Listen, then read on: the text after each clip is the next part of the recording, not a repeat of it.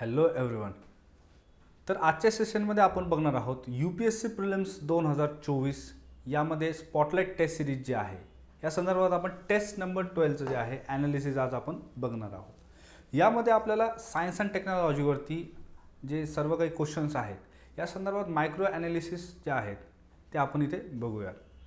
आता याच्यामध्ये बेसिकली बघा की सायन्स अँड टेक्नॉलॉजीचे क्वेश्चन्स असतात हे करंट अफेअर्समधून विचारले जातात. त्यामुळे डेली न्यूजपेपर तर इथे आपल्याकडे हवंच, त्याचबरोबर आपल्याला इथे ज्या नोट्स आहेत टेक्नॉलॉजीवरती बेस्ड तर त्यासुद्धा आपण आपल्या स्वतःच्या हँड रिटन बेसवरती काढायला पाहिजे. कारण की याचा जो बेस आहे बघा संपूर्णतः हा थोडासा फॅक्च्युअल लेवलला तो जातो. ओके, तर बघूयात कशा टाईपचे प्रश्न आहेत, त्याचबरोबर कशा टाईपचे ऑप्शन्स इथे असतात, त्याचबरोबर कसं आयडेंटिफाय करणार, कोणकोणत्या क्वेश्चन्सला एकदम लॉजिक लावून जे आहे ओके लॉजिक अप्लाय करून आपल्याला सॉल्व करता येईल हे सुद्धा आपण इथे चेक करूयात. तर सुरू करूयात आजचा ॲनालिसिस टेस्ट नंबर 12 साठी.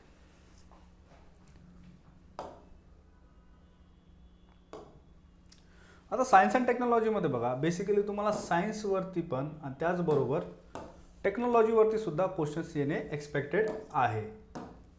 आता यामध्ये फर्स्ट क्वेश्चन जो विचारलेला आहे बघा, with reference to symbiotic association consider the following statements. Okay, symbiotic association basically काय असतं तर जेव्हा दोन सजीव एकमेकांना मदत करतात, एकमेकांच्या सहाय्य जे आहेत त्यांना एकमेकांना तिथे होत असतं, त्याला आपण काय म्हणतो सिम्बायोटिक असोसिएशन. आता याचे वेगवेगळे एक्झाम्पल्स आपल्याला बघायला मिळतात. आता याचं बेस्ट एक्झाम्पल काय आहे तर लायकेन आहे. काय आहे तर लायकेन. आता lichen is the symbiotic relationship between algae and fungi. बरोबर. आता बघा बऱ्याच वेळेस आपल्याला बॅक्टेरिया आणि त्याचबरोबर ॲल्गीमध्ये सुद्धा सिम्बायोटिक रिलेशनशिप बघायला मिळतं. जसं उदाहरण द्यायचं म्हटलं तर सायनोबॅक्टेरिया. ओके, सायनोबॅक्टेरियामध्ये पण सेम टाईपचं सिम्बायोटिक असोसिएशन आपल्याला बघायला मिळेल. त्यामुळे थर्ड जे स्टेटमेंट आहे बघा, 3 स्टेटमेंट इथे दिलेले आहेत, त्याचबरोबर विचारलेलं आहे की खालीलपैकी कोणतं इथे योग्य आहे. Which of the following is basically correct.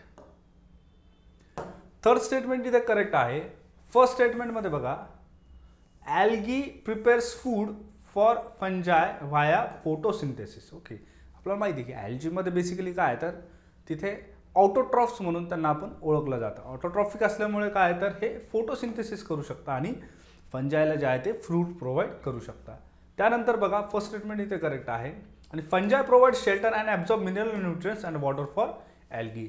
मग आता याच्यामध्ये बेसिकली सजीवाला लागणार जे काही स्ट्रक्चर आहे, ओव्हरऑल जी प्रोटेक्शन आहे, ओव्हरऑल जी बॉडी आहे आणि जे मॅकॅनिझम आहे ज्याच्यामुळे फोटोसिंथेसिस घडून येतं ते मॅकॅनिझम म्हणजे काय तर providing nutrients and water for the algae.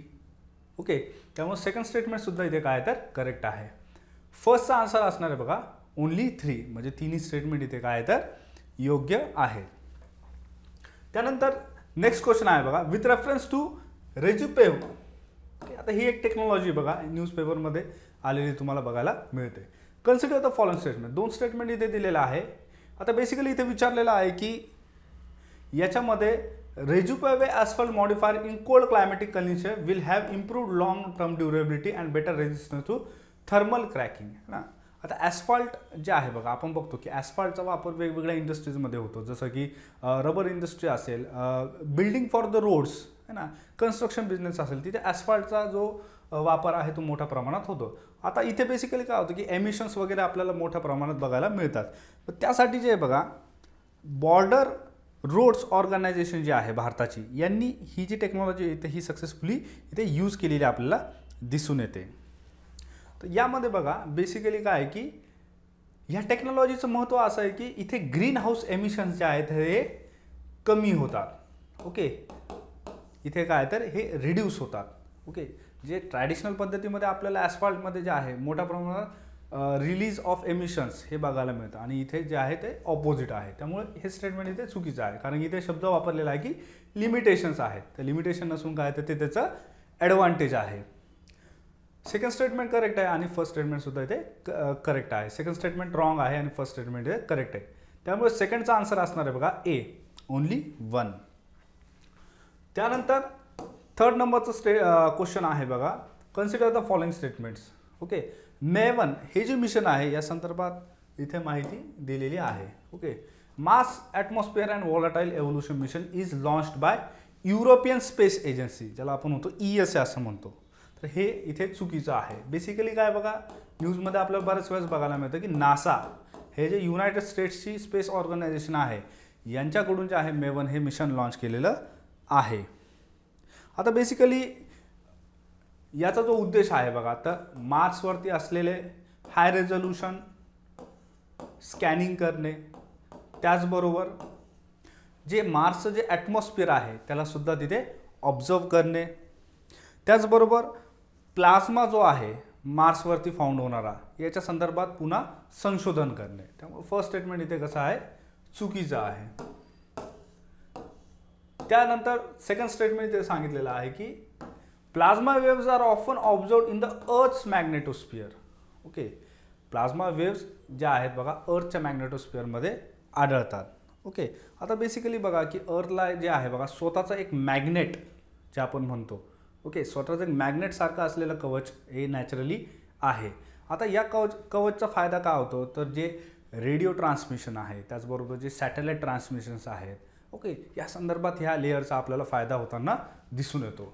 Okay, तर इथे विचारलेलं आहे की plasma waves are often observed in the earth's magnetosphere. Okay, plasma वेव्हचा अर्थ काय होतो, जेव्हा एखाद्या वेव्स ह्या चार्ज असतात, आयनिक चार्ज असतात, ओके, त्यांच्यामध्ये एक चार्ज डेव्हलप होतो, त्याला काय म्हटलं जातं, प्लाझ्मा वेव्स.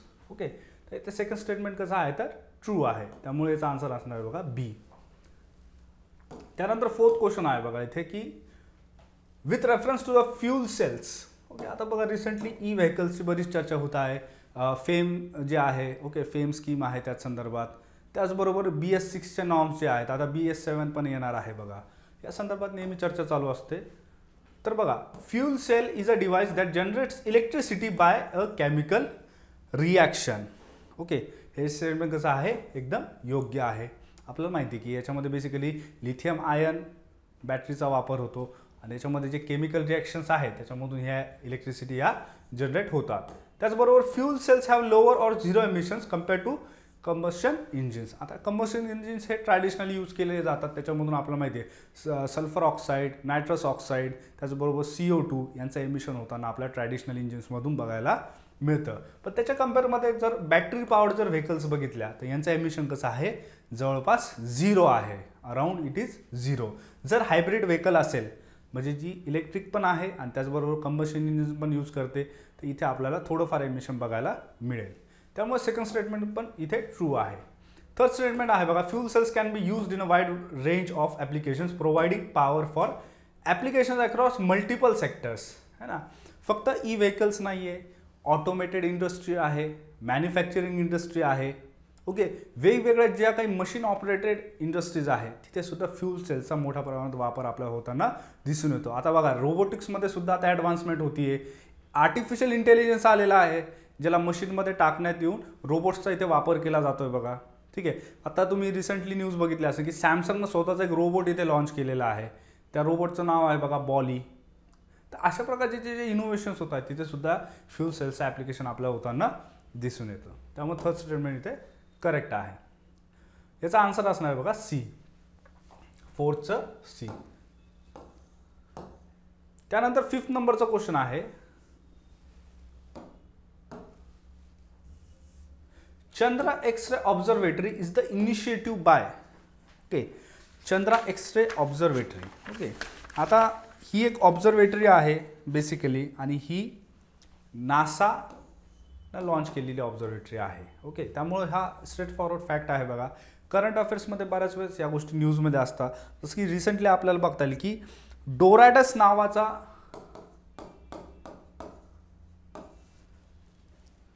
जो एक सुपरनोवा रेमेनंट आहे, म्हणजे एक स्टारची डेथ झाल्याच्या नंतर जो काही एक रेमेनंट तिथे उरतो त्याला नाव दिलेलं आहे डोरॅडस. या डोरॅडसच्या इमेजेस ज्या आहेत बघा ह्या आपल्याला इथे क्रिएट झालेल्या दिसून येतात. कोणी क्रिएट केलं या, तर नासाच्या चंद्रा एक्स-रे या ऑब्झर्वेटरीने. ओके, त्यानंतर नेक्स्ट क्वेश्चन आहे बघा, cyber kidnapping refers to which of the following. Okay, cyber kidnapping.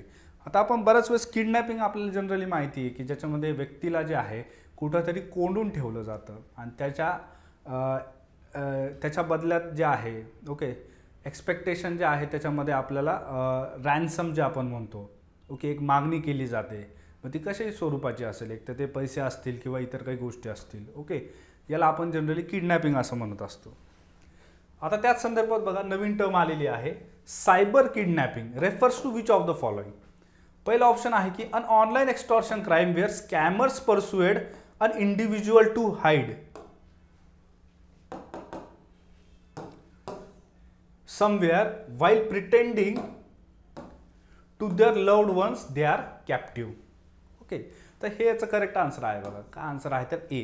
Okay, cyber kidnapping जे आहे आपल्याला ए आन्सर याचं योग्य आहे. कन्सेप्ट समजून घेऊयात आणि रिलेव्हन्स कुठून आला हे पण बघूयात. आता बघा रिसेंटली चायनामध्ये अशा घटना ज्या आहेत तर त्या वाढत चाललेल्या आहे. कशाच्या तर सायबर किडनॅपिंगचा. आता याच्यामध्ये बेसिकली फिजिकली कोणाला किडनॅप नाही केलं जात. ओके, याच्यामध्ये काय केलं जातं की एका पर्सनच्या ॲक्टिव्हिटीजवरती ट्रॅक केलं जातं की तो कुठे जातोय, तो किती वेळासाठी कोणत्या लोकेशनमध्ये जाणार आहे. ओके, त्यानंतर तो मित्रांबरोबर कुठे कुठे जातो किंवा कोणकोणत्या वेबसाईट्स यूज करतो एखादा व्यक्ती. तर असे जे ट्रॅक ठेवली जाते या ट्रॅकचा या इन्फॉर्मेशनचा वापर करून काय केलं जातं स्कॅमर्सकडून जे आहे त्यांची जी फॅमिली असते त्या ज्या व्यक्तीवरती ट्रॅक ठेवतात त्या फॅमिलीला असं दाखवण्यात येतं की आम्ही तुमच्या जे रिलेटिव्ह आहेत तर त्यांना आम्ही किडनॅप केलेलं आहे.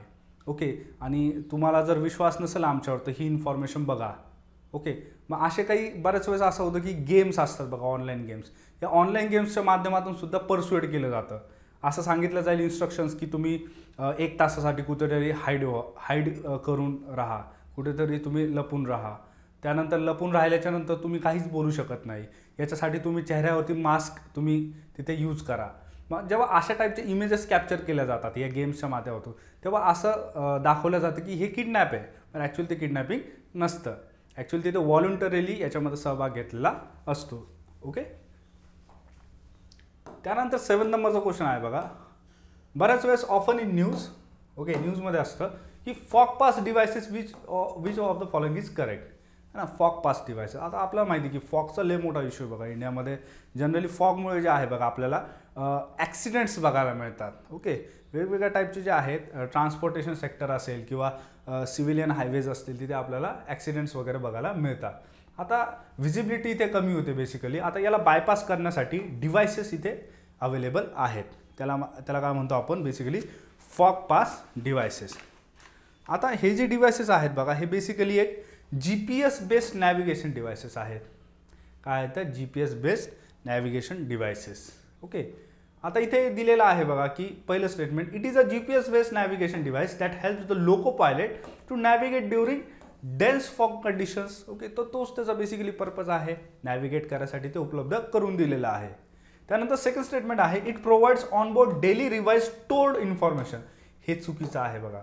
आपल्याला माहिती आहे की GPS कशा पद्धतीने वर्क करतं तर तुमची जी लोकेशन असते, आता बघा तुम्ही गुगल मॅप्स पण यूज करत असाल तर याच्यामध्ये तुम्ही लाईव्ह लोकेशनचा उपयोग करता राईट, की तुम्ही आता सध्या कुठं आहात तर रिअल टाईम डेटा हा तुम्हाला इथे प्रोव्हाइड केला जातो.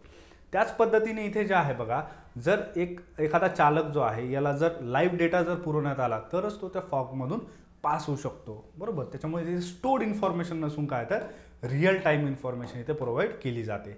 सेकंड स्टेटमेंट इथे चुकीचं आहे. It is suitable for electric locomotives and not diesel locomotives. Basic logic आहे बघा. इलेक्ट्रिक लोकोमोटिव्ह असेल किंवा डिझेल लोकोमोटिव्ह असेल हे तर बेसिकली GPS बेस्ड नॅव्हिगेशन आहे आणि दोन्ही पद्धतीच्या लोकोमोटिव्हमध्ये हे एम्बेड होऊ शकतं. त्यामुळे थर्ड जे आहे लॉजिकली इनकरेक्ट आहे. तर 7चा आन्सर असणार आहे बघा ओनली 1. त्यानंतर 8 नंबरचा क्वेश्चन आहे बघा with reference to the direct to mobile technology services which one of the following is correct. Multiple statements दिलेले आहेत बघा. It can tap into different radio frequencies. Okay, आता डायरेक्ट टू मोबाईल जर म्हटलं आपण तर ऑब्व्हियसली याचा हाच फायदा आहे की वेगवेगळ्या फ्रिक्वेन्सीवरती हे जाऊ शकतं. तर फर्स्ट स्टेटमेंट इथे करेक्ट आहे. त्यानंतर it can ensure emergency alerts that are delivered directly reliably and without dependence on internet on cellular networks है ना. म्हणजे बऱ्याच वेळेस आपल्याला माहिती आहे की एखाद्या रिमोट ठिकाणी किंवा ज्या ठिकाणी डिझास्टर आलेला आहे, ज्या ठिकाणी अशा कंडिशन्स आलेल्या आहेत की जिथे सेल्युलर नेटवर्क नाही आहे किंवा इंटरनेटची रेंज नाही आहे, अशा टायमाला जर आपल्याला सिग्नल्स जर मिळवायचे असतील, काही इन्फॉर्मेशन जी आपल्याला पास करायची आहे किंवा आपल्याला एखादा अलर्ट तिथे मिळवायचा आहे, तर त्यासाठीच ही जी प्रोसेस आहे बघा, direct to mobile technology services ह्या इथे प्रोव्हाइड केलेल्या आहेत. तर 8चा आन्सर असणार आहे बघा सी. त्यानंतर 9th नंबरचा क्वेश्चन आहे पॅन्डेमिक अकॉर्ड्स. ओके, पॅन्डेमिक अकॉर्ड्सच्या संदर्भात हा क्वेश्चन आहे. आता पॅन्डेमिक अकॉर्ड्स जे आहेत बघा, तर हे बेसिकली आपल्याला 7th round of 28 countries. Okay, 7th round जो आहे आपल्याला इथे यांचा रिसेंटली झालेला बघायला मिळतो. Okay, 7th round. आता याच्यामध्ये बघा बेसिकली कोविडच्या संदर्भातच आहे. ओके, पॅन्डेमिक त्यामध्ये असं एम करण्यात आलं होतं की to strengthen global prevention preparedness and response to disease outbreaks. हे ट्रू आहे बघा इथे. त्यानंतर सेकंड स्टेटमेंट आहे it has reached a consensus on intellectual property rights and relaxing patents. तर हे चुकीचं आहे बघा. इथे फर्स्ट याचा आन्सर असणार आहे ए, ओनली 1. आता सेकंड स्टेटमेंट का चुकीचं आहे? कारण की बघा जी कॉन्फरन्स इथे कंक्लूड झाली, या कॉन्फरन्समध्ये महत्त्वाचे मुद्दे हेच होते की समजा एखादी कंट्री एखादी वॅक्सिन डेव्हलप करत असेल, उदाहरणार्थ कोविडच्या संदर्भात, तर ही वॅक्सिन खरंच शेअर केली पाहिजे का, किंवा याचे पेटंट राईट्स कोणाकडे असेल, बरोबर. मग असे जे मेडिसिन्स आहेत, मग याच्यावरून जेनेरिक मेडिसिन्सचा मुद्दा येतो. ओके, मग ह्या गोष्टी शेअर झाल्या पाहिजे का, मग ते खरंच तेवढं प्रॉफिटेबल आहे का. मग मेडिकल सायन्समध्ये मग रिसर्च अँड डेव्हलपमेंट असते, मग त्याच्यामध्ये जो जाणारा जो पैसा आहे अधिक म्हणजे 1000 कोटी 2000 कोटी जो एवढा जो त्याच्यामध्ये पैसा लागतो, मग त्याच्यामधून रिटर्न तो मिळतो का. ओके, मग असे सगळे मुद्दे जे आहेत ते इथे उभे राहिलेले आपल्याला दिसून येतात. त्यामुळे याचा आन्सर असणार आहे बघा ओनली 1 इज करेक्ट. 10th नंबरचा क्वेश्चन आहे बघा diel vertical migration. It is a synchronised movement observed in which of the following animals. Okay, तर झू प्लँक्टन्समध्ये बेसिकली आपल्याला बघायला मिळतं. ओके, झू प्लँक्टन्समध्ये आहे बघा. तर याच्यामध्ये बघा कार्बन सायकलच्या संदर्भात पण हे महत्त्वाचं आहे. कार्बन सायकलमध्ये हे इम्पॉर्टंट रोल प्ले करतं. काय रोल प्ले करतं? तर डायल वर्टिकल मायग्रेशन. ओके, याच्यामध्ये बेसिकली काय होतं की फूडसाठी जे आहे बघा, तर रात्री ओशनच्या सरफेसवरती ते प्लँक्टन्स जे आहेत झू प्लँक्टन्स ते येतात, आणि दिवसा जे आहेत तर ते ओशनमध्ये पुन्हा डेप्थमध्ये ते जातात. याच कन्सेप्टला काय म्हटलं जातं? डायल वर्टिकल मायग्रेशन असं म्हटलं जातं. त्यानंतर 11th नंबरचा क्वेश्चन आहे consider the following statements with reference to Bharat new car assessment programme. Okay, NCAP जे आपण म्हणतो, जसं युरोपियन युनियनचं स्वतःचं एनकॅप आहे, त्याच पद्धतीने आपल्या भारतामध्ये सुद्धा एनकॅप हे आता उपलब्ध आहे. आता या एनकॅपवरती जे आहे बघा इथे स्टेटमेंट्स दिलेले आहेत की it is a star rating system for cars in collaboration with EU. आता EUचा इथे संबंध येत नाही, कारण की हे आपलं भारताचं स्वतःचं इंडिजिनस आहे, म्हणून इथे नाव काय दिलेलं आहे की Bharat new car assessment programme. Okay, तर बेसिकली जर तुम्ही इथे लॉजिक अप्लाय केलं, फर्स्ट स्टेटमेंट तुम्हाला इथे चुकीचं बघायला मिळतं. त्यानंतर सेकंड स्टेटमेंट आहे बघा the program is applicable to all passenger vehicles. Okay, तर हे सुद्धा इथे चुकीचं आहे. ओके, तर जेव्हा असे एक्स्ट्रीम वर्ड्स येतात मोस्ट प्रॉब्लेमली जे अशा ऑप्शन्स असतात तर हे कसे असतात? चुकीचे असतात बघा. Passenger vehicles. ओके, त्याच्यामध्ये बेसिकली काय सांगितलेलं आहे की पॅसेंजर व्हेकल्सची संख्या जी आहे, ओके, तर ती 8 किंवा त्यापेक्षा ती कमी पाहिजे. ओके, आज ही जर कंडिशन जर इथे फुलफिल होत असेल तर याचा अर्थ काय की तिथे हा रूल अप्लाय आहे. त्यानंतर याचा आन्सर असणार बघा डी, नन. 12 नंबरचा क्वेश्चन आहे often in news Fjord Phantom is related to which of the following. Okay, Fjord Phantom जे आहे बघा, तर बेसिकली हे काय तर एक मालवेअर आहे. ओके, सायबर अटॅक्स वाढत चाललेले आहे. ओके, तर ईमेल, मेसेजिंग ॲप्स, SMS यांचा वापर केला जातो आणि त्याच्यामार्फत जे आहे हे सायबर अटॅक्स कॅरी केले जातात. याचं उदाहरण रिसेंटमध्ये आपल्याला थायलंड, ईस्ट एशियन ज्या कंट्रीज आहेत, थायलंड असेल, इंडोनेशिया आहे, त्यानंतर म्यानमार आहे, इथे आपल्याला याचा उपयोग झालेला दिसतो. त्यानंतर 13 नंबरचा क्वेश्चन आहे बघा with reference to Karmayogi Bharat which of the following is related. Karmayogi Bharat हा जो प्रोग्राम आहे तर हा गव्हर्नमेंट ऑफिशियल्सला ट्रेन करण्यासाठी आहे. ओके, कर्मयोगी भारत कशासाठी? तर गव्हर्नमेंट ऑफिशियल्सला ट्रेन करण्यासाठी. त्यानंतर 14 नंबरचा क्वेश्चन आहे बघा, Euclid mission is launched by NASA. आता बघा इथे ई लक्षात ठेवा, इन केस जर एक्झाममध्ये असा प्रश्न आला, ई फॉर ई, युक्लिड जर आलं तर युक्लिड म्हणजे काय तर ESA, European Space Agency. Okay, जुलै 2023 मध्ये हे जे मिशन आहे ते लॉन्च झालेलं आहे. आता याच्यामध्ये काय बेसिकली स्टडी होणार आहे तर डार्क मॅटर आणि डार्क एनर्जी स्टडी होणार आहे. डार्क मॅटर आणि डार्क एनर्जी स्टडी होणार आहे.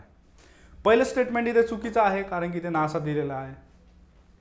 सेकंड स्टेटमेंटमध्ये Euclid mission is a spacecraft design to explore the composition and evolution of the dark universe. हे सुद्धा इथे चुकीचं आहे. ओके, तर कॉम्पोजिशन आपल्याला हे माहिती नसू शकतं.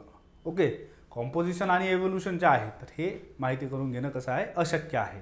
आपण फक्त काय करू शकतो, इथे ऑब्झर्व करू शकतो की ॲक्च्युली डार्क युनिवर्समध्ये डार्क एनर्जी काय असते. ठीक आहे, तर हे सुद्धा टोटली इरॅशनल आहे. 14चा असणार आहे बघा आन्सर डी. त्यानंतर 15 नंबरचा क्वेश्चन आहे, Avangard is a nuclear capable hypersonic boost glide vehicle developed by, तर रशिया आहे बघा. ओके, रशियाने बेसिकली ह्या अवॅन्गार्डला जे आहे डेव्हलप केलेलं आहे. यालाच म्हटलं जातं HGV म्हणजे hypersonic boost glide vehicle. Okay, याचा जो शेप आहे बघा हा शॉर्ट वेज शेप डिझाईन आहे. कशी आहे, वेज शेप डिझाईन ही आपल्याला बघायला मिळते. त्यानंतर जेव्हा ही क्रूज मोडवरती जाते तर ही याची जी स्पीड आहे तर ही माक 27 एवढी ती ॲक्वायर होते बघा. किती, माक 27. ओके, त्याच्यामुळे त्याला काय म्हटलं गेलेलं आहे, हायपरसॉनिक असं म्हटलेलं आहे. त्यानंतर 2 स्टेटमेंट दिलेले आहे बघा 16 नंबरच्या क्वेश्चनमध्ये, GPS anklets can be used for legal supervision. Okay, GPS anklet म्हणजे काय की असं एक ॲक्सेसरी जी मानवाच्या पायामध्ये किंवा हातामध्ये आपण फिट करू शकतो आणि त्याच्यामध्ये GPS ही टेक्नॉलॉजी आहे. म्हणजे हे याचा उपयोग कुठे बघायला मिळेल आपल्याला, ट्रॅक करण्यासाठी. उदाहरणार्थ समजा जेलमध्ये एखादा कैदी जो आहे तो समजा बाहेर निघाला, की त्याला रिलीज करण्यात आलं किंवा त्याला टेम्पररी तिथे बेल देण्यात आली, तर त्याच्यावरती ट्रॅक ठेवण्यासाठी अशा गोष्टी यूज केलेल्या आपल्याला न्यूजमध्ये दिसून येतात. फर्स्ट स्टेटमेंट इथे करेक्ट आहे. त्यानंतर सेकंड स्टेटमेंट आहे की GPS anklets are generally tamper proof and any attempt to remove or damage them triggers an alarm. आता ऑब्वियस आहे बघा की कोणत्याही टेक्नॉलॉजी जर तुम्ही तिथे थोडीफार त्याच्यामध्ये इंटरफेरन्स जर केला तर ॲक्च्युली काय होतं, तिथून सेन्सरमधून त्या गोष्टी सिग्नल थ्रू ट्रान्समिट केल्या जातात आणि जी अथॉरिटी आहे तर त्यांना ते अलाराम जो आहे तो तिथे मिळतो की ह्या डिव्हाइससोबत जे आहे तिथे इंटरफेरन्स होतं आहे. ठीक आहे, सेकंड स्टेटमेंट पण इथे करेक्ट आहे. त्यामुळे सी आन्सर इथे असणार आहे बघा 16चं. त्यानंतर 17 नंबरचा क्वेश्चन आहे डिजिटल ॲडव्हर्टाइजमेंटच्या संदर्भात. ओके, डिजिटल ॲडव्हर्टाइजमेंटवरती जी काही पॉलिसी आहे या संदर्भात क्वेश्चन आहे की the policy enables the central bureau of communication to employ digital advertising for government initiatives. तर हे स्टेटमेंट कसं आहे तर करेक्ट आहे. ओके, बेसिकली काय आहे तर करेक्ट आहे. त्यानंतर it will leverage digital audio platforms over the top services, video on demand, mobile apps and social media for government advertising. Okay, तर याचा मेन हेतू हाच आहे की डिजिटल लेवलवरती जे आहे आता ॲक्सेस जे आहे डिजिटल इंडियामध्ये डिजिटल सिटिझन जे आहेत तर त्यांची संख्या वाढलेली आहे आणि जी अवेअरनेस असते वेगवेगळ्या स्कीम्सच्या संदर्भात, वेगवेगळे प्रोग्राम्स आहेत.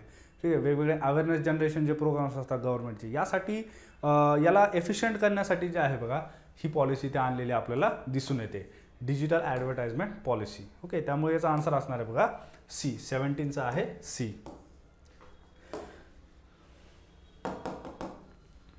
त्यानंतर 18 नंबरचा क्वेश्चन आहे in news in relation to Dhawan 2 engine. Okay, Dhawan 2 engine न्यूजमध्ये होतं बघा. तर which of the following is correct. ठीक आहे, it is a cryogenic engine, it is develop by Skyroot aerospace, it is 3D printed and all of the above.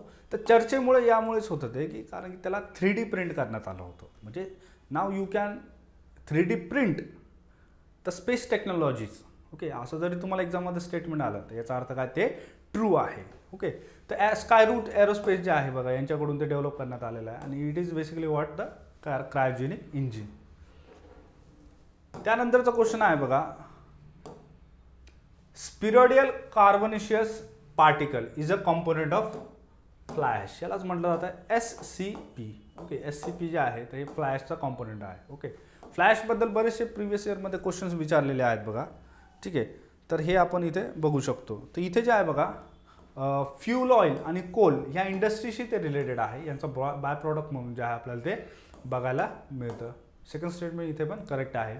It can be found in Antarctic ice core, हे सुद्धा कसं आहे true आहे. Okay, recently studies आहे की हे जे particle आहे ते आपल्याला आईसच्या कोरमध्ये हे मिळालेलं आहे, त्यामुळेच हे न्यूजमध्ये आपल्याला बघायला मिळतं. तर 19चा आन्सर असणार आहे बघा सी, ओनली 3. त्यानंतर 20th नंबरचा क्वेश्चन आहे a generative artificial intelligence AI model called Chameleon. Okay, आता इथे बघा ई जो आहे तो उलटा केलेला आहे, पण तरी पण आपण कॅमेलियन असं प्रोनाऊन्स करू शकतो. Is related with which of the following, कोणत्या कंपनीनं जे आहे हे AI मॉडेल लॉन्च केलेलं आहे? तर बेसिकली बघा फेसबुक म्हणजेच मेटा. ओके, मेटा कंपनी जे आहे बघा त्यांचं हे मॉडेल आहे, लँग्वेज लर्निंग मॉडेल आहे, ChatGPT सारखंच असणार आहे. ओके, पण त्यापेक्षा ॲडव्हान्स्ड प्रयत्न जे आहे इथे करायचा प्रयत्न केलेला आहे. आता इथे बेसिकली वेगळं काय आहे तर ChatGPTच्या कम्पेअरमध्ये तर इथे टेक्स्ट लँग्वेज बेस्ड सॉफ्टवेअर आहे काय ChatGPT, राईट. ChatGPT बेसिकली काय आहे तर टेक्स्ट लँग्वेज लर्निंग मॉडेल आहे.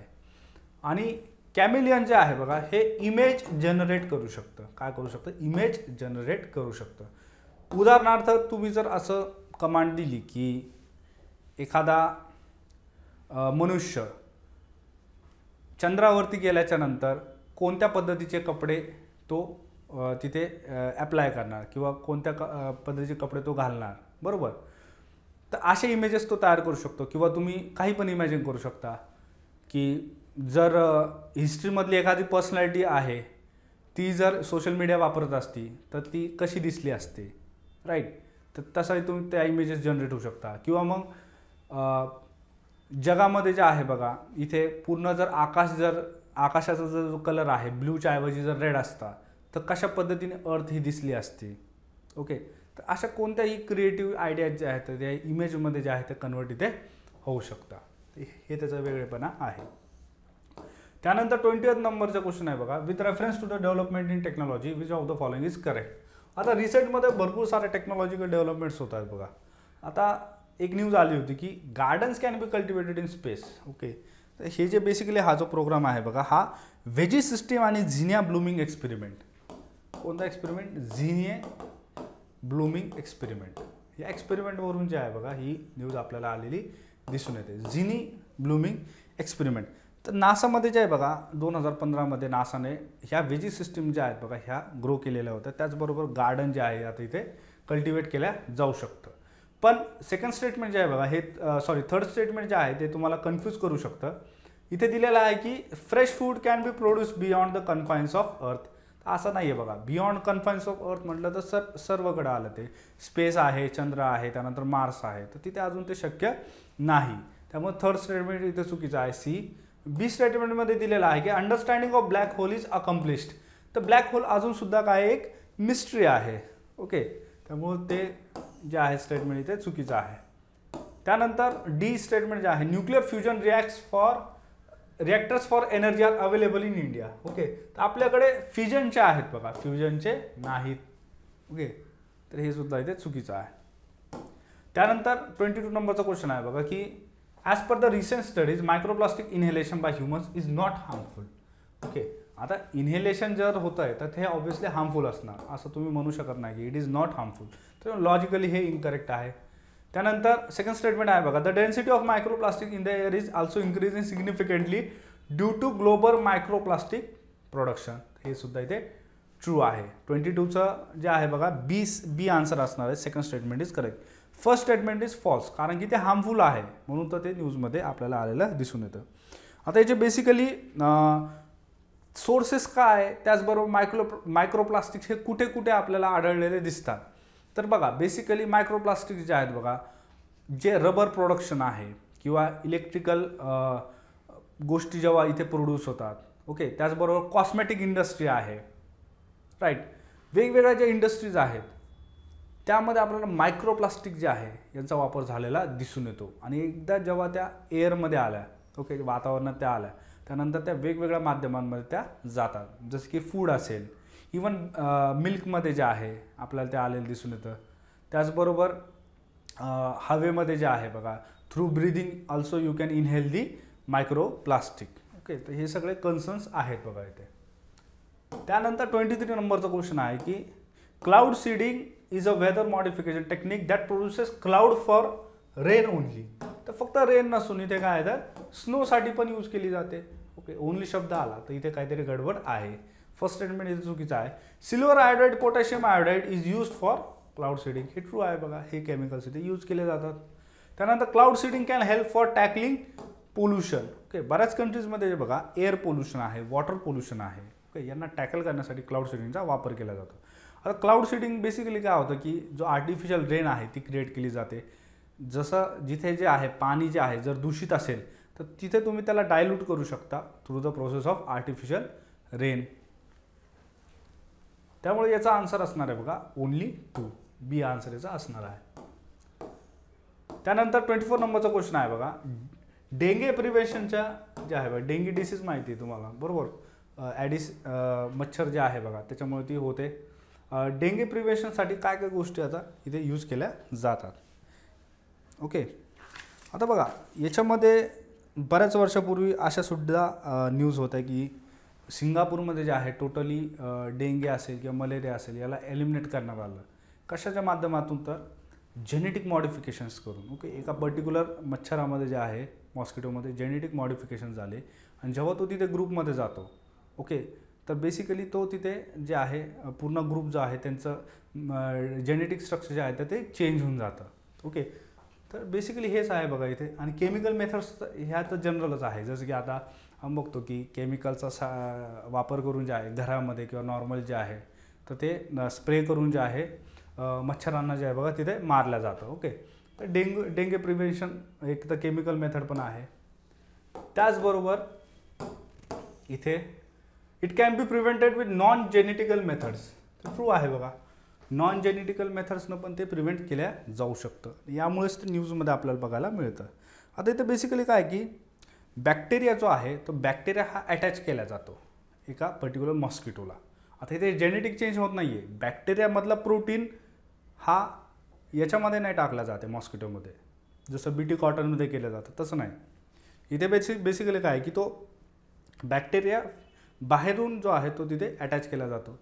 पण एकदा बॅक्टेरिया तिथे अटॅच झाला तर तो स्प्रेड होतो. स्प्रेड झाल्याच्या नंतर तो काय करतो ऑटोमॅटिकली ती जी पॉप्युलेशन आहे तर त्यांना तिथे निकामी तो करतो. त्यामुळे it can also be prevented with the non genetical methods. हे पण ट्रू आहे. It can be prevented with non chemical methods. हे पण ट्रू आहे. It can be prevented with genetical methods. हे पण ट्रू आहे.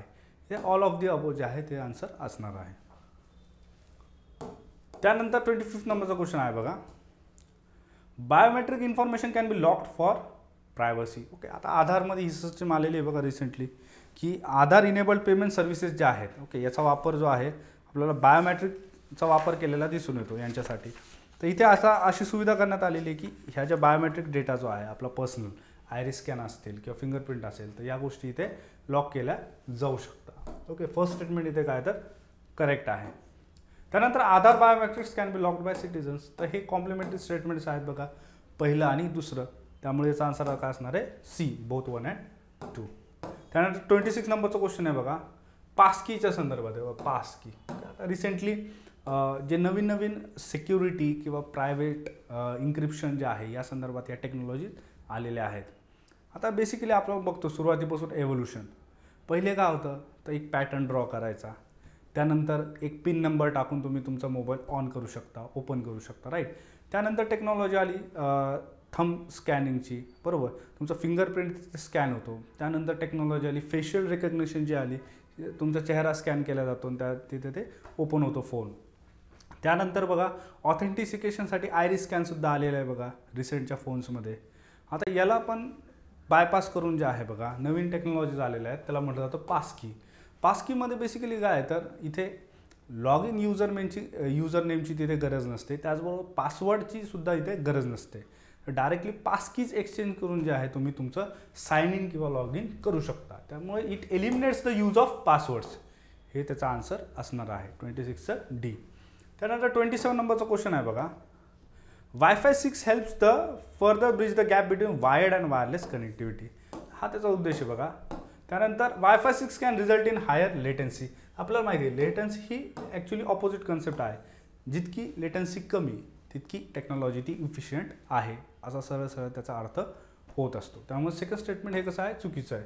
कारण की जर वायफाय 6 ही रिसेंट टेक्नॉलॉजी आहे तर त्याच्यामध्ये लेटन्सी कशी असणार, ऑब्वियसली कमी असणार. इथे शब्द काय तर हायर आहे. त्यानंतर wifi 5 offers a maximum speed of 10.5 gigabytes per second. असं नाही आहे बघा. ओके, वायफाय 5ची जी स्पीड आहे तर ही ॲक्च्युली कमी आहे. ओके, ती लेस दॅन 5 Gbps आहे. थर्ड स्टेटमेंटसुद्धा इथे काय तर चुकीचं आहे. त्यामुळे first statement is only correct. Answer असणार आहे ए. तर नेक्स्ट क्वेश्चन बघूयात. Question number 28. आता इथे विचारलेलं आहे की the HTTP 404 not found response हा जनरली आपल्याला वेब ब्राउझर वेब ॲक्सेस करताना येत असतो, राईट. आता बघा वेगवेगळे जे एरर रिस्पॉन्स असतात त्यांचे वेगवेगळे अर्थ हे असतात, राईट. आपण डेली जे आहे बऱ्याच वेळेस याला एन्काउंटरसुद्धा करतो. आता याचा अर्थ काय होतो की server cannot find the requested resource. Okay, आता उदाहरणार्थ एखादी वेबसाईट आहे किंवा काही कंटेंट हा इंटरनेटवरती आहे. आता तो कंटेंट जो आहे तो टोटली तिथून काढून घेतलेला आहे किंवा तो कंटेंट आता तिथे अस्तित्वात नाही. अशा वेळेस काय होणार, जो रिसोर्स आहे जो कंटेंट आहे तो सर्व्हरला मिळणार नाही कारण की तो तिथे नाही आहे. पण जेव्हा अशा गोष्टी इथे घडतात तेव्हा त्याला काय म्हटलं जातं HTTP 404 एरर नॉट फाउंड. त्यामुळे 28चा आन्सर असणार आहे बघा ए. नेक्स्ट क्वेश्चन आहे बघा 29.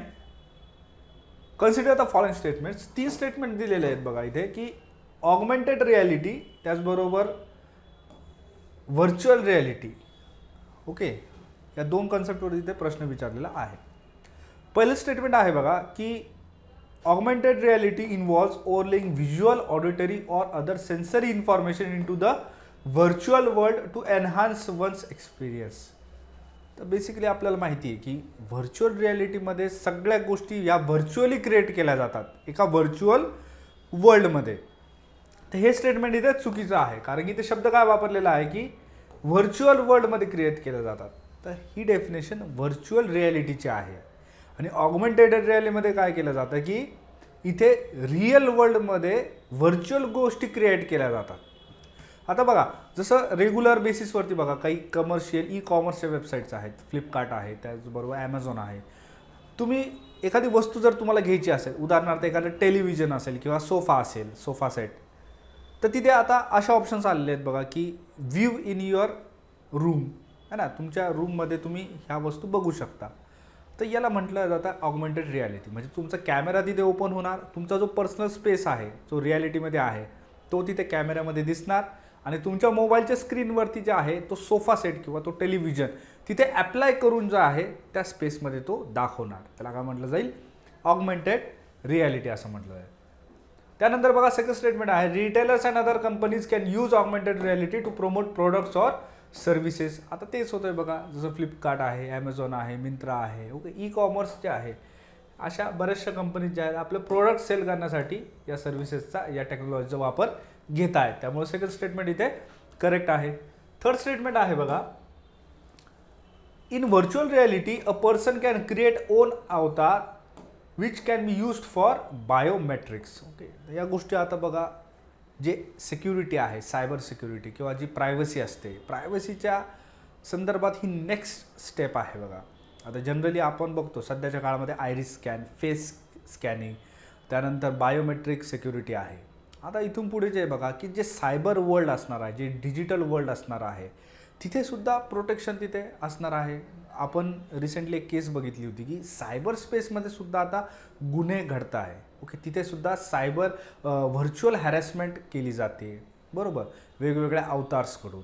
मग अशा गोष्टी ज्या आहे बघा प्रोटेक्शनसाठी, स्वतःच्या गोष्टी ह्या प्रायव्हेट ठेवण्यासाठी आणि इन्फॉर्मेशन इथे प्रोटेक्ट करण्यासाठी जे आहे बघा तिथे सुद्धा बायोमेट्रिक ऑथेंटिसिकेशन आता शक्य झालेलं आहे. त्यामुळे थर्ड स्टेटमेंट इथे करेक्ट आहे. आणि आन्सर जे असणार आहे बघा इथे तर बी असणार आहे 29चं ओनली 2. त्यानंतर 38 नंबरचा क्वेश्चन आहे. 2 स्टेटमेंट इथे बेसिकली दिलेले आहे की AI रिलेटेड संदर्भात लॉज आणि प्रोव्हिजन्स जे आहे डीप फेक्सच्या संदर्भात तुम्हाला माहिती आहे की करंट अफेअर्समध्ये आपण बघतो की रिसेंटली काही सेलिब्रिटीजच्या इमेजेस व्हिडिओज मॉफ करून जे आहे डीप फेकचा जो आहे इथे मिसयूज केलेला आहे. ही जी इमेज एडिटिंग टेक्नॉलॉजी किंवा व्हिडिओ एडिटिंग टेक्नॉलॉजी ज्याच्यामध्ये फेक गोष्टी क्रिएट केल्या जातात व्हर्च्युअल याच्यामध्ये, तर याचा मिसयूज झालेला आपल्याला सध्या दिसतोय. तर इथं पहिलं स्टेटमेंट जे आहे बघा, laws and provisions to address deep fakes and AI related crimes are not present in India. असं होऊ शकतं का? नाही होऊ शकत. ओके, बऱ्याचशा कंप्लेंट्स आपल्याला दिसून येतात, तर हे इथे लॉजिकल नाही. त्यानंतर information technology act 2000 is applicable in cases of deep fake crimes. है ना, आता IT ॲक्ट 2000 मध्ये असलेले जे काही प्रोव्हिजन्स आहेत तिथे ह्या गोष्टी पनिशेबल ऑफेन्स आपल्याला बघायला मिळतात. जसं सेक्शन 66D, ओके, हा जो प्रोव्हिजन आहे हा इथे याला पनिशेबल ऑफेन्स आहे against the deep fakes. Okay, जर एखादी इमेज ही मॅलिशियस इंटेंटने बनवली असेल तर आपल्याला या कायद्याअंतर्गत पनिशमेंट बघायला मिळते. त्यामुळे सेकंड स्टेटमेंट इथे करेक्ट असणार आहे आणि 30चा आन्सर आहे बी. नेक्स्ट क्वेश्चन आहे 31st number. Often in news Cas9 is mainly related with which of the following. एकदम इझी बघा, इथे बेसिकली Cas9 हा जो प्रोटीन आहे हा CRISPR-9 टेक्नॉलॉजीशी रिलेटेड आहे आणि CRISPR-9 जी आहे CRISPR-Cas9 ही एक जीन एडिटिंग टेक्नॉलॉजी आहे. काय आहे? Gene editing. ओके, आणि जीन एडिटिंग टेक्नॉलॉजी कशा संदर्भात येते तर जेनेटिक्स या विषयाच्या संदर्भात आहे. ओके, आता इथे डिजिटल जेनेटिक सिक्वेन्सिंग नाही आहे, फक्त डिजिटल सिक्वेन्सिंग आहे. मग ती सायबर सिक्वेन्सिंग, कोडची सिक्वेन्सिंग पण असू शकते, त्यामुळे हे त्याचं उत्तर नाही. कन्फ्यूज करण्यासाठी उत्तरामध्ये असलेले शब्द हे तुम्हाला इतर ऑप्शन्समध्ये आलेले बघायला मिळतात, त्याच वेळेस जे आहे मिसगाईड केलं जातं. ओके, त्यामुळे थोडासा वेळ आपण तिथे घेऊ शकतो आणि कन्फ्युजन जे आहे दोन ऑप्शन्समधलं इथे क्लिअर करू शकतो. 31चा असणार आहे ए, जेनेटिक्स. 32 नंबरचा क्वेश्चन आहे बघा, याच्यामध्ये 3 स्टेटमेंट दिलेले आहेत. पहिलं स्टेटमेंट आहे in genomic surveillance viruses can be tracked. Okay, viruses काय होतं इथे ट्रॅक करू शकतो. In genomic sequencing the genetic material found in an organism can be decipher. Okay, decipher केलं जाऊ शकतं. ओके, काय केलं जाऊ शकतं? डिसायफर केलं जाऊ शकतं. आणि त्याचबरोबर थर्ड स्टेटमेंट जे आहे बघा, effective genomic surveillance requires the sequencing of a specimen from every affected case. Okay, तर एव्हरी हा जो एक्स्ट्रीम कीवर्ड आहे इथे स्टेटमेंटला ऑटोमॅटिकली रॉंग हा करतो, कारण की जेनोमिक सर्व्हिलियन्स जे आहे हे इफेक्टिव्ह यामुळेच आहे कारण की एकदा जीनची इन्फॉर्मेशन तिथे मिळाली तर प्रत्येक केसमध्ये आपल्याला ती माहिती घेणं गरजेची नाही. उदाहरणार्थ कोविड काळामध्ये जेव्हा जिनोमिक सिक्वेन्सिंगचा वापर केला जात होता, जिनोमिक सर्व्हिलियन्सचा वापर केला जात होता कोरोना व्हायरस वॅक्सिन्स बनवण्यासाठी, त्यावेळेस व्हायरसमधले असलेला जो सिक्वेन्स आहे त्याचा स्टडी केला जात होता. आता एकदा जेव्हा स्टडी केला जाईल त्यावेळेस असं गरजेचं आहे की प्रत्येक पेशंट हा स्टडी केला गेला पाहिजे, तर नाही, शक्य नाही. आणि जिनोम सिक्वेन्सिंगमधून एकदा कोरोना व्हायरसचा सिक्वेन्स हा कळाला, ॲटोमॅटिकली आपल्याला तिथे व्हायरस वॅक्सिन ज्या आहेत त्या क्रिएट करता येतात. त्यामुळे सेकंड स्टेटमेंट आणि फोर्थ स्टेटमेंट इथे करेक्ट आहे. त्याचबरोबर याचा आन्सर असणार आहे 32चा बी, ओनली 2. नेक्स्ट क्वेश्चन आहे बघा 33 number. Geofencing has the ability to eliminate a device such as internet connected smartphone. हे चुकीचं आहे बघा इथे. ॲक्च्युअली जिओ फेन्सिंग म्हणजे काय की मोबाईलचा वापर करून जे आहे तुम्ही अलाराम वगैरे क्रिएट करू शकता. आता तुम्ही डायरेक्टली एखादा मोबाईल डिस्ट्रॉय फिजिकली नाही करू शकत. ओके, याचा अर्थ काय होतो की इथे मोबाईल जर तुम्ही इथे निकामी केला किंवा अनवर्केबल जर त्याला केलं किंवा इथे डायरेक्टली डिस्ट्रॉय केला, ओके, याचा अर्थ होतो एलिमिनेट. ठीक आहे, तर त्या गोष्टी शक्य नाही. जास्तीत जास्त काय करता येईल, इंटरनेट आपल्याला बंद करता येईल. त्याचबरोबर सेल्युलर नेटवर्क जो आहे तो आपल्याला तिथे क्लोज करता येईल. त्यानंतर अजून काय करता येईल तर अलाराम जे आहे, ओके, अलार्मिंग सिस्टीम जे आहे ती आपल्याला क्रिएट करता येईल. त्यानंतर geofences can always be on and rely on wifi and cellular data to work in the background. जिथे वायफाय असेल किंवा सेल्युलर असेल दोन्ही टेक्नॉलॉजीवरती हे जिओ फेन्सिंग काम करणार. त्यामुळे जे आहे बॅकग्राऊंडमध्ये रनिंग चालू ठेवण्यासाठी याची कॅपॅसिटी इथे आहे. बॉर्डरवरती या गोष्टी प्रॅक्टिस केल्या जातात बघा. ओके, बॉर्डर एरिया ज्या आहेत, भारताच्या ज्या बॉर्डर एरियाज आहेत, इंडिया पाकिस्तान बॉर्डर असेल किंवा इंडिया चायना बॉर्डर असेल, इथे या गोष्टी आपल्याला प्रॅक्टिस झालेल्या दिसून येतात. ओके, एखादा cellular technological device, communication technological device जर त्या बॉर्डरला पेनिट्रेट करून आला असेल तर जिओ फेन्सिंग असल्यामुळे काय होतं बेसिकली की ऑथॉरिटीला तिथे नोटिफिकेशन येतं. त्यामुळे याचा आन्सर असणार आहे बघा बी ओनली 2. 33चं काय आहे तर बी ओनली 2. ओके, त्यानंतर असा जर प्रश्न विचारला एक्झाममध्ये की कोणत्या टेक्नॉलॉजीच्या बेसवरती जिओ फेन्सिंग आहे, तर याचा आन्सर असणार आहे बघा RFID technology, radio frequency identification technology. ही टेक्नॉलॉजी आपण फास्टॅगमध्ये सुद्धा यूज केलेली आहे. ओके, जे टोल जे आपण इथे नवीन जे आहे डिजिटलायझेशन ऑफ टोल आपण केलेलं आहे फास्टॅगचा वापर करून, इथे सुद्धा आपल्याला ही टेक्नॉलॉजी यूज केलेली दिसून येते. त्यानंतर 34 नंबरचा क्वेश्चन आहे, the gene bank is mainly aim towards the conservation of which of the following. Okay, gene bank जेव्हा तयार केली जाते तर ती मरीन बायोडायव्हर्सिटी कन्झर्व करण्यासाठी, त्याचबरोबर indigenous cattle breeds, local crop seed varieties या सर्व गोष्टी प्रिझर्व करण्यासाठी तयार केली जाते. Okay, Maharashtra gene bank project हा भारतातील एकमेव एका पद्धतीचा प्रोजेक्ट आलेला आहे. आता ह्या गोष्टी करंट अफेअर्समध्ये आहेत त्यामुळे त्याला जे आहे त्याला सपोर्टिव्ह अशी गोष्टी एक्सपेक्टेड आपल्याला असतात. त्यानंतर 35 नंबर क्वेश्चन आहे बघा इथे की डीप वेब आणि डार्क वेब या दोन्हीमध्ये इथे फरक इथे एक्झॅक्टली विचारलेला आहे. याचा आन्सर बोथ असणार आहे बघा इथे काय असणार आहे 35चं सी असणार आहे. डार्क वेबवरती जे आहे बघा बेसिकली आपल्याला कमी गोष्टी बघायला मिळतात, ओनली इन थाउजंड्स, आणि डीप वेबमध्ये आपल्याला मिलियन्समध्ये गोष्टी बघायला मिळतात. त्यानंतर डार्क वेबमध्ये जे आहे आपल्याला इन्क्रिप्टेड सॉफ्टवेअर, ॲनॉनिमस लोकेशन्स वगैरे बघायला मिळतात. त्यानंतर डीप वेबमध्ये जे आहे आपल्याला ईमेल, त्यानंतर पेड सबस्क्रिप्शन जसं काही नेटफ्लिक्सच्या सर्व्हिसेस असतील, ॲमेझॉन प्राईमच्या असतील, अशा बेसिक गोष्टी, क्रेडिट कार्ड इन्फॉर्मेशन असेल, या सगळ्या गोष्टी बघायला मिळतात. Dark web is the part of deep web, म्हणजे ही गोष्ट लक्षात ठेवा. जर आपण व्हेन डायग्राममधून जर रिप्रेझेंट केलं तर व्हेन डायग्राममध्ये बघा बेसिकली हा जो मोठा सर्कल आहे हा डीप वेब असेल आणि आतला जो छोटा सर्कल आहे हा काय असेल डार्क वेब असेल. ओके, तर बेसिकली असं रिप्रेझेंट याला केलं जाऊ शकतं. त्यानंतर 36 नंबरचा क्वेश्चन आहे, क्वांटम की इथे दिलेलं आहे की क्वांटम की डिस्ट्रीब्युशन म्हणजे एक्झॅक्टली काय, तर क्वांटम की जे आहे याचा वापर ॲक्च्युली सिक्युअर डाटासाठी केला जातो. Okay, secure data. Okay, quantum की डिस्ट्रीब्युशनमध्ये बेसिकली काय की डाटा सिक्युअरसाठी या गोष्टी केल्या जातात. आता जसं क्वांटम प्रिन्सिपल्सवरती बेस्ड या इन्क्रिप्शन करण्याच्या नवीन मेथड्स आहेत. ओके, जनरली आपण बघतो की 256 बिट इन्क्रिप्शन जे आहे ते आपल्या इकडे चालतं, जसं व्हॉट्सॲप वगैरे असेल, हे अल्गोरिथम्स ते वर्क करतात.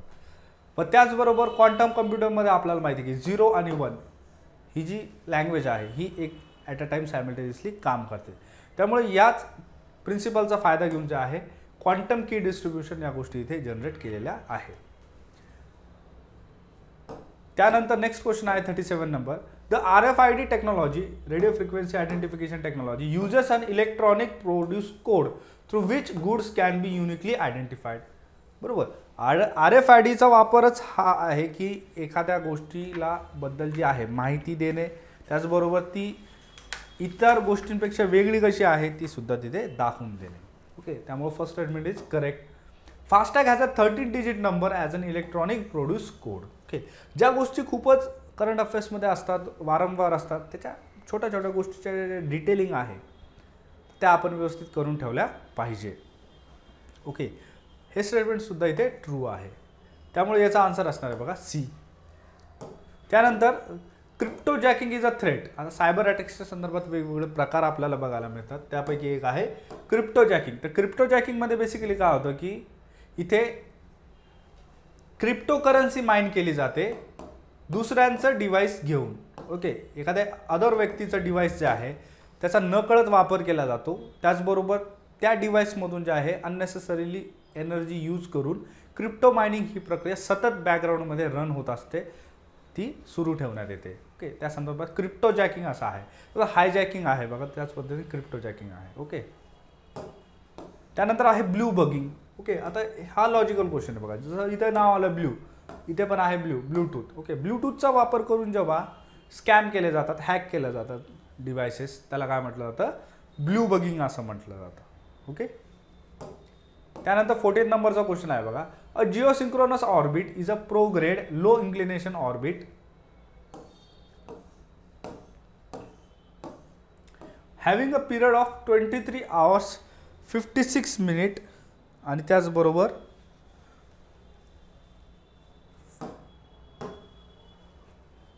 a spacecraft in geosynchronous orbit appears to remain above earth at a constant longitude. हे सुद्धा ट्रू आहे. फर्स्ट स्टेटमेंट सुद्धा इथे ट्रू आहे.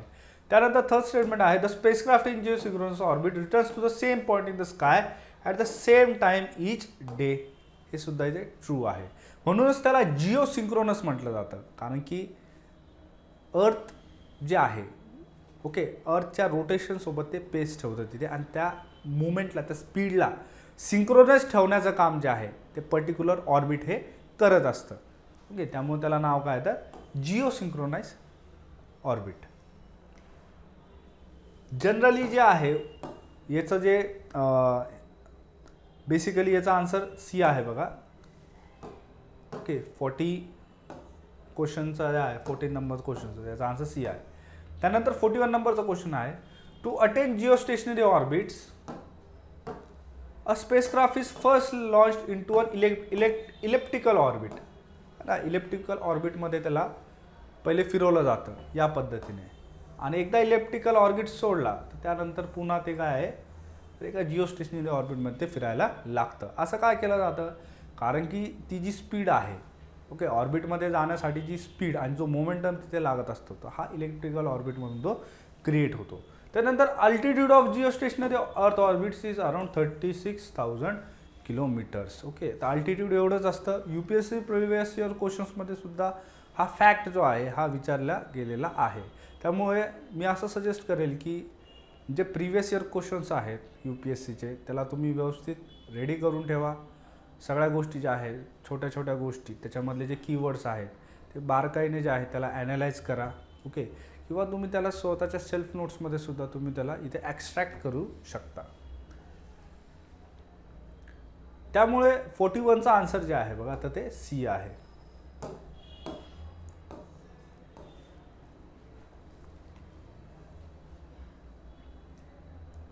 $42 नंबरचा क्वेश्चन आहे बघा.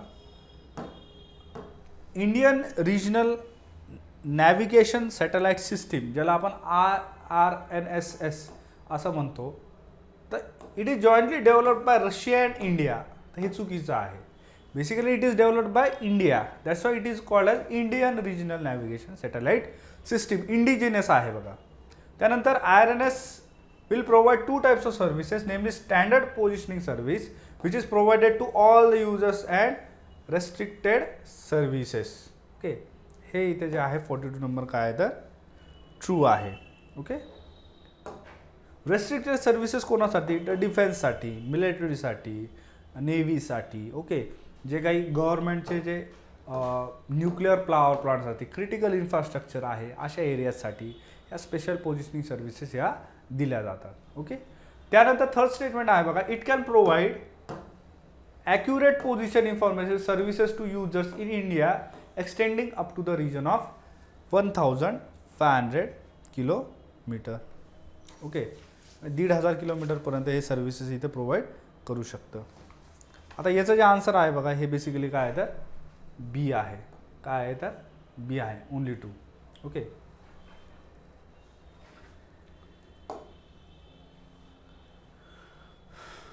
पहिलं स्टेटमेंट चुकीचं आहे. सेकंड स्टेटमेंट करेक्ट आहे. त्यानंतर थर्ड स्टेटमेंट हे करेक्ट आहे. आन्सर काय असणार आहे ओनली 2. त्यानंतर 43 नंबरचा क्वेश्चन बघा. A nebula is a giant cloud of dust and gas in space and it comes from which of the following. Nebula हा जो फेनॉमेना आहे हा कुठून तयार होतो असा तो क्वेश्चन आहे बघा. बेसिकली आपल्याला माहिती आहे की एका डाईंग स्टारमधून जे आहे आपल्याला नेब्युला हा फेनॉमेना बघायला मिळतो. त्याचबरोबर एका न्यूबॉर्न स्टारमध्ये सुद्धा हा फेनॉमेना आपल्याला बघायला मिळतो. ओके. त्यामुळे याचा आन्सर असणार आहे बघा बोथ ए अँड बी. त्यानंतर 44 नंबरचा क्वेश्चन आहे बघा. निक्षय पोर्टल जे आहे कशाशी संबंधित आहे तर बेसिकली ट्युबरक्लोसिस एलिमिनेशन संदर्भात हे पोर्टल आहे. ट्युबरक्लोसिस संदर्भात जे काही प्रोग्राम्स राबवले जातात त्या संदर्भात जी काही अवेअरनेस माहिती आहे, ओके, कशा पद्धतीने ही डिजीज आहे, कशी ती कॉन्टेजियस होते, ओके, सगळ्या गोष्टी ज्या आहे इन्फॉर्मेशन, ओके, ह्या इथे प्रोव्हाइड केल्या जातात. Okay, Nikshay portal. त्यानंतर 45 नंबरचा क्वेश्चन आहे. आता कोविड काळामध्ये बघा वेगवेगळ्या टाईपच्या वॅक्सिन्स या क्रिएट केल्या जात होत्या, जसं की mRNA वॅक्सिन्स आहे, वेक्टर वॅक्सिन्स आहेत, ओके. त्यानंतर व्हायरस बेस्ड वॅक्सिन्स आहेत ज्या ट्रॅडिशनल असतात, ज्याच्यामध्ये लिव्हिंग व्हायरस जो आहे वीकन त्याला केलं जातं, ओके, त्याला तिथे वीक ठेवलं जातं, ओके. अशा वेगवेगळ्या वॅक्सिन्स आपल्याला बघायला मिळतात. तर mRNA vaccines are slower than traditional vaccines. Traditional म्हणजे काय, जिथे की व्हायरस जो आहे त्याला वीक केलेला आहे. वीक व्हायरस जर बॉडीमध्ये आपल्या एंट्री करत असेल, याचा अर्थ काय की आपल्या बॉडीमध्ये त्याला एलिमिनेट करण्यासाठी अँटीबॉडीज तयार होतात, म्हणजेच काय आपली इम्युनिटी ही स्ट्रॉंग होते. तर mRNA वॅक्सिन्स ह्या कशा असतात, ॲक्च्युली फास्टर असतात. They are the new generation of vaccines. Okay, mRNAमध्ये बेसिकली काय असतं की एक कोड असतो. हा कोड कशाच्या संदर्भात असतो, हा कोड आपल्या बॉडीमध्ये आपले जे सेल्स आहेत यांना तो मेसेज करतो की तुम्ही पर्टिक्युलर टाईपचं प्रोटीन तयार करता. आता हे जे प्रोटीन तयार होणार आहे बॉडीमध्ये, हे कोरोना व्हायरस जे प्रोटीन तयार करतात एक्झॅक्ट सेम प्रोटीन असणार आहे. पण जेव्हा असे मेसेज दिले जातात की body itself creates the same protein as of corona virus, मग तेव्हा काय होतं की बॉडीला इम्युनिटी जी आहे ती रिॲक्ट करते, मग इम्युनिटी तिथे फाईट करायला सुरुवात करते. मग अशा पद्धतीने इम्युनिटी डेव्हलपमेंट जी आहे mRNAमधून ही फास्ट होते. Okay, because the protein is produced directly itself in the body. Okay, आणि इथे काय होणार, ट्रॅडिशनल वॅक्सिन्समध्ये वीक व्हायरस पहिले एंटर करणार, मग तो मल्टिप्लाय होणार, मग त्याच्यानंतर ते प्रोटीन जे आहे ते त्याच्याकडून क्रिएट होत जाणार. ओके, आता इथे सेकंड जे आहे बघा, in mRNA vaccines proteins are coated and inserted directly to trigger immune response in the body. Okay, असं नाही आहे बघा, actually directly immune response trigger होत नाही. पहिले इथे प्रोटीन क्रिएट केला जातो, त्यानंतर डायरेक्ट इम्युन रिस्पॉन्स इथे क्रिएट होतो. 45चा आन्सर असणार आहे बघा डी. त्यानंतर 46 नंबरचा क्वेश्चन आहे, Pilanesberg resolution summarises which of the following. Okay, Pilanesberg रेझोल्युशनच्या संदर्भात आहे. आता हे जे पिलन्सबर्ग रेझोल्युशन आहे बघा, हे बेसिकली 2001 मध्ये एक सायंटिफिक मीटिंग ही कंडक्ट करण्यात आली होती. 2001 मध्ये एक सायंटिफिक मीटिंगचा आउटकम आहे. आता या मीटिंगमध्ये बेसिकली काय निष्कर्ष आले की ज्या पद्धतीने वाईल्ड लाईफच्या ज्या काही डिसीजेस आहेत, ओके, ह्या फक्त वाईल्ड लाईफला नाही इम्पॅक्ट करत, त्याचबरोबर त्या काय करतात की ह्युमन एरा जो आहे, म्हणजे मानवी भोवतीच्या ज्या काही गोष्टी आहेत, जसं human economy, human health, human society, या सगळ्या गोष्टींना त्या गोष्टी काय डिस्टर्ब करतात. म्हणजेच काय की ह्युमन इकोसिस्टीम आणि झूनॉटिक डिसीजेस ज्या आहेत या कशा आहेत, इंटर रिलेटेड आहेत. म्हणजे एन्व्हायरमेंटमध्ये किंवा एखाद्या इकोसिस्टीममध्ये काही डिसीजेस जर आल्या, याचा अर्थ काय की ते थ्रेट असू शकतात ॲनिमल्सला सुद्धा आणि त्याचबरोबर ह्युमन्सला सुद्धा. ओके, तर असं जे इंटर रिलेशन जे आहे वाईल्ड लाईफ हेल्थ इम्पॅक्ट्स, हे याच्यामधून निष्कर्ष तो काढण्यात आला होता. त्यानंतर 47 नंबरचा क्वेश्चन आहे, the food safety and standards authority of India FSSAIच्या संदर्भात आहे बघा. आता हा जो ॲक्ट आहे पहिल्या स्टेटमेंटमध्ये, तर हा 2006चा आहे बघा. कधीचा आहे, 2006चा आहे बेसिकली. त्यानंतर हे स्टेटमेंट कसं आहे तर रॉंग आहे. It has been created for laying down science based standards for articles of food and to regulate their manufacture, storage, distribution, sale and import to ensure availability of safe and wholesome food for human consumption. हा त्याचा main M आहे FSSAIचा. त्यामुळे याचा answer काय असणार आहे, बी असणार आहे. 47चं काय तर बी. त्यानंतर 48 नंबरचा क्वेश्चन आहे, दोन स्टेटमेंट दिलेले आहेत बघा जेट इंजिन्सच्या संदर्भात. आता हे नेहमी न्यूजमध्ये असतं बघा, scrum jet, RAM jet engines. Okay, आता याच्यामध्ये बेसिकली मुव्हिंग पार्ट्स हे नसतात. ओके, तर पहिले स्टेटमेंट इथे करेक्ट आहे. त्यानंतर scramjet engines are supersonic in nature. Okay, supersonic असतात बघा ते. ओके, त्यामुळेच त्यांना डेव्हलप केलं जातं. आता 48चा आन्सर काय आहे तर सी असणार आहे बघा. त्यानंतर नेक्स्ट क्वेश्चन आहे 49 number, ballistic missiles follow parabolic path. Cruise missiles fly at low altitudes. Ballistic missiles have longer range than cruise missiles. Okay, तर 49 नंबरचा जो क्वेश्चन आहे याच्यामध्ये तिन्ही स्टेटमेंट कसे आहेत करेक्ट आहे. अग्नि सिरीज आपल्याला या संदर्भात उदाहरण म्हणून बघायला मिळते. ओके, अग्नि सिरीज जे आहे बॅलिस्टिक मिसाईल, त्याचबरोबर पृथ्वी मिसाईल जे आहे क्रूज मिसाईल. ओके, वेगवेगळे उदाहरण आपल्याला इथे बघायला मिळतात.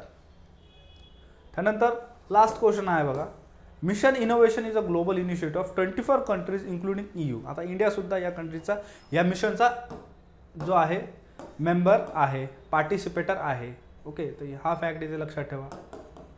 India is a member already. Okay, and it is aim towards, काय हेतू आहे मिशन इनोव्हेशनचा, तर बेसिकली क्लीन एनर्जीच्या संदर्भात हे मिशन आहे. ओके, तर UPSC prelims 2024 spotlight academy test series ही तुम्ही जॉईन करू शकता ऑनलाईन आणि ऑफलाईन अशा दोन्ही पद्धतीने. त्याचबरोबर डिटेल एक्सप्लेनेशन तुम्हाला याच्यामध्ये मिळतील आणि सर्व सब्जेक्ट्स जे आहेत ते तुम्हाला सेक्शन वाईज जे आहे इथे कवर होतील. तर लवकरात लवकर ही टेस्ट सिरीज जॉईन करा आणि स्पॉटलाइट अकॅडमीच्या YouTube चॅनलला सबस्क्राईब करा. धन्यवाद.